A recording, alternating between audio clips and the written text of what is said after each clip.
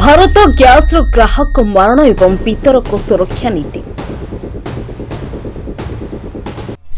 अभियोग कार्यानुष्ठान संपर्क में सूचना देवाक मना करुछंती बीपीसीएल अधिकारी। कर्मचारी हुई मालिक को दुर्व्यवहार उल्लंघन होइछि ग्राहक सुरक्षा आईन।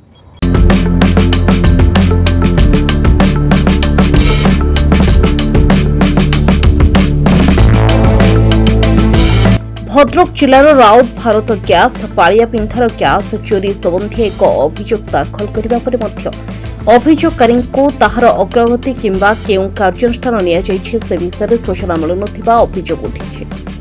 अभियोगकारी अमूल्य कुमार माझी कहवा अनुसार सीएसओ ऑफिस जून 2 तारिखर बीपीसीएल एलपीजी रो सेल्स ऑफर्स प्रसन्न कुमार प्रधान को कार्यानुष्ठान पाई चिठी होइछि। बारंबार संपर्क करने सत्वे संपृक्त अधिकारी प्रसन्न प्रधान कार्यानुष्ठान बाबद कौन से स्पष्ट सूचना देउना परम कंप्रोमाइज करने उभय पक्षों को कहउछंती। फलरे अभियोग स्थिति कौन रही अनिश्चितता देखा देछि। आसंत सुनिबा सेल्स ऑफिसर प्रसन्न प्रधान किपरि रुक्ष स्वर में मिथ्या प्रत्युत्तर देछंती। हेलो हाँ तो रिसीव करना फोन के कॉल बैक करना किए कहउछंदी भद्रकରୁ कहउतले रिपोर्टर अमूल्य बाबू हैं भद्रकରୁ कहउतले रिपोर्टर अमूल्य बाबू हाँ तो कौन काम आपनकर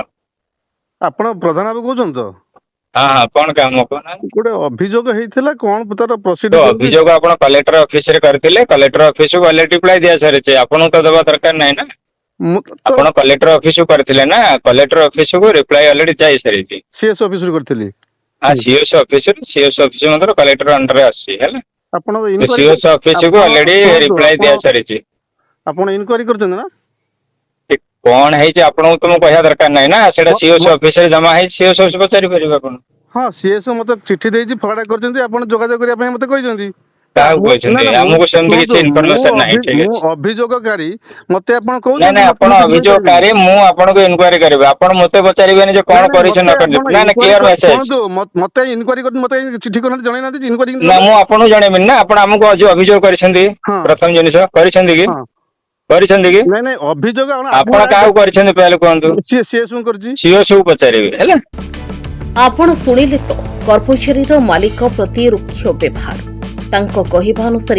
अभियोगकारी मध्य जाई सीएसओ ऑफिस रे बुझिथिले किंतु बीपीसीएल पक्षरु सेमिति किछि कार्यानुष्ठानर चिठी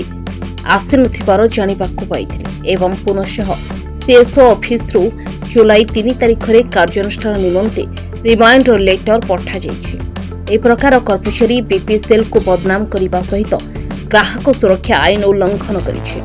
जदि प्रकृत में अभियोग तदंत होइथाय तेबे ताहार फलाफल संपर्क में अभियोगकारी को अवगत कराजिबा स्वच्छ प्रशासन एक अंश बोली साधारण मत प्रकाश पाउछि। एही घटना को संपृक्त कर्तृपक्षों पक्षरु स्पष्टीकरण आवश्यक पदक्षेप नेबाकु दाबी होछि। Bureau report Utkal Mail live.